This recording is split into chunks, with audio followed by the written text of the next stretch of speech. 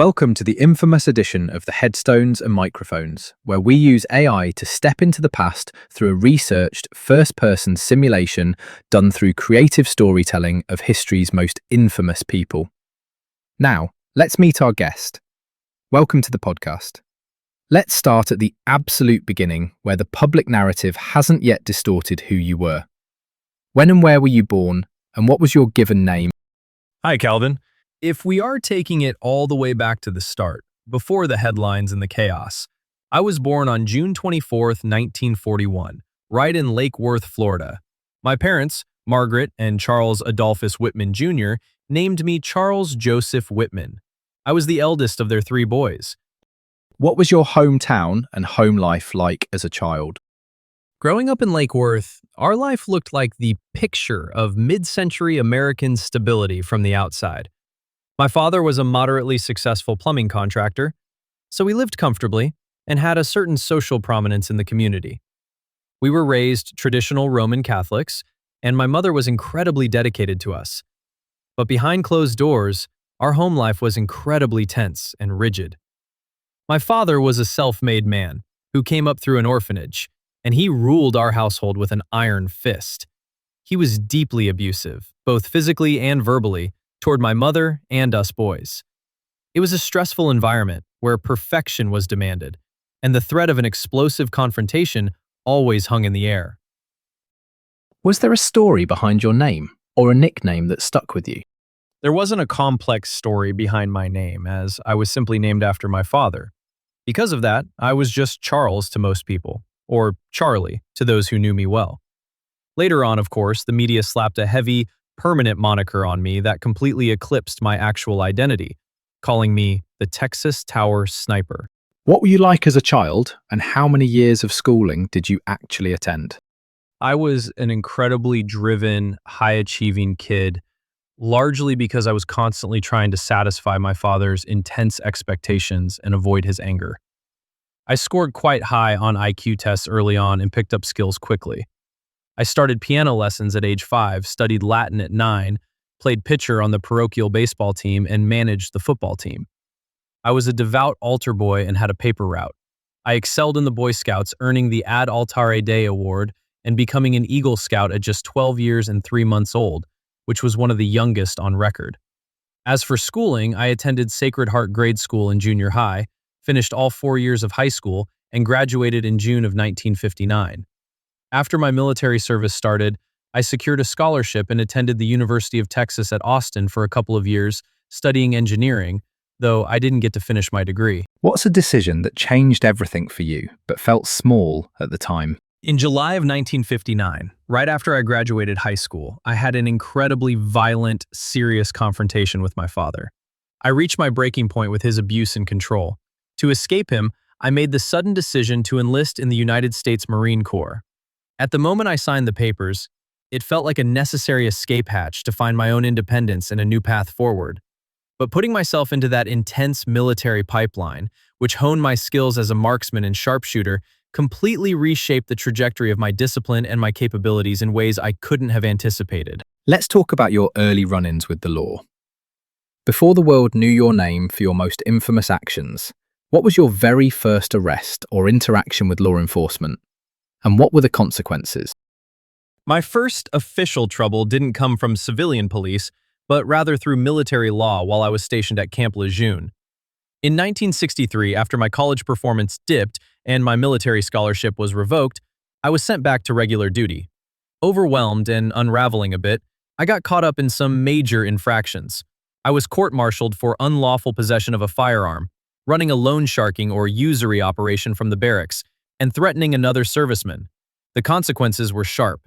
I was convicted by the court-martial, reduced in rank from corporal to lance corporal, and served a sentence of 30 days of confinement and hard labor. Did fame make you more dangerous, or did it simply expose who you already were? The notoriety didn't actually happen until the very final hours, so the fame itself didn't drive my actions or escalate me progressively over a long public career. Instead, the sudden exposure revealed a dark, desperate, and severe internal breakdown that had been brewing privately for a long time. It showed the world a terrifying culmination of overwhelming pressure, deep-seated psychological deterioration, and unchecked hostility that I had been desperately trying to manage under the surface. Who do you believe betrayed you first? A person, society, or your own instincts? It felt like my own mind and instincts broke down on me first. I was acutely aware that something was deeply wrong inside my head. In the months leading up to that terrible day, I was experiencing sudden, irrational, and overwhelming waves of rage and hostility. I even went to a university psychiatrist in March of 1966 to talk about these frightening impulses, confessing that I had vivid mental images of going up onto the campus tower with a rifle. But the consultation didn't result in any continuous help or intervention. My own internal faculties failed to keep those dark impulses at bay, and I felt utterly trapped by the chaotic shifts happening inside my own brain. What was your most unique habit or a random fact about you that would surprise people? People who only know the horrific final chapter are usually surprised to learn how musical I was. I was an accomplished classical pianist. I practiced diligently for years from the time I was a young boy, and music was one of the few areas where I found a genuine sense of personal achievement that was entirely separate from the violence and physical discipline that later defined my life. What did the public never understand about the pressure you were under at the time? The public didn't see the crushing weight of failure and isolation I was feeling. My marriage was deeply strained, and I was behaving in volatile, controlling ways toward my wife, Kathy, repeating the very patterns of behavior I hated in my father. Then in early 1966, my mother finally decided to leave my father and move to Austin. I helped her make that move, which triggered an absolute barrage of harassing, furious phone calls from my father. I was trapped between trying to protect my mother, managing a failing academic career in engineering, dealing with intense physical headaches, and battling a terrifying psychiatric deterioration that I couldn't explain. What personal battles were you fighting privately while the world was watching? Privately, I was fighting a massive physical and mental war. I was taking prescribed dexedrine, a powerful stimulant, which only added to my erratic state, and I was suffering from severe, blinding headaches and uncontrollable, violent thoughts. Later, an autopsy revealed something I couldn't have known while alive. I had a prominent cancerous tumor, a glioblastoma, pressing directly against the amygdala in my brain. It was a physical battle affecting my emotional regulation and impulse control, raging inside my skull while I tried to maintain a normal facade for my friends and peers. When the law finally closed in, how exactly were you brought to justice? Walk me through the final arrest, the charges that ultimately stuck, and the legal outcome of your trials. There was no arrest or trial for me, as justice was delivered immediately on the observation deck of the University of Texas Tower on August 1st, 1966. After I barricaded myself at the top and conducted a 96-minute shooting spree that killed and injured dozens of innocent people, the police and local citizens pinned me down with return fire from the ground. Eventually, Austin police officers Ramiro Martinez and Houston McCoy, along with a deputized civilian named Alan Crum, managed to breach the deck. Martinez advanced and fired his revolver toward me, and Officer McCoy fired twice with a 12-gauge shotgun, killing me instantly on the deck. Because my life ended right there at the scene, there were never any formal criminal charges brought to a courtroom, and no trial ever took place. What's the craziest rumor ever told about you, and what part of your story has been exaggerated the most?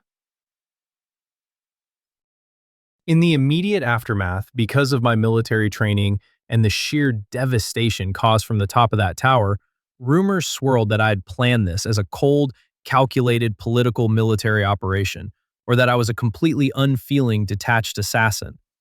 The media heavily sensationalized the image of a soulless, expert sniper. The truth was far more chaotic, messy, and human. It was the tragic, horrific action of a desperate, profoundly ill individual who had completely unraveled under immense psychological and physical distress. What is the biggest misconception people have about your life? The biggest misconception is that I was always a menacing, troubled monster or a classic delinquent. People often forget that for the vast majority of my 25 years, I was the absolute definition of an exemplary young man. A polite Eagle Scout, a Marine veteran with a good conduct medal, a loving son, and a neighborhood role model. The horror of my story lies in how quickly and completely a seemingly model life can completely fracture from a combination of severe domestic trauma and profound physical illness. What would surprise people most about your ordinary human side? People would be surprised by how domestic and mundane my aspirations actually were at one point. I genuinely wanted to be a successful architectural engineer. I loved animals, and I spent a great deal of time writing ordinary, affectionate letters to my family and trying to build a normal, middle-class life.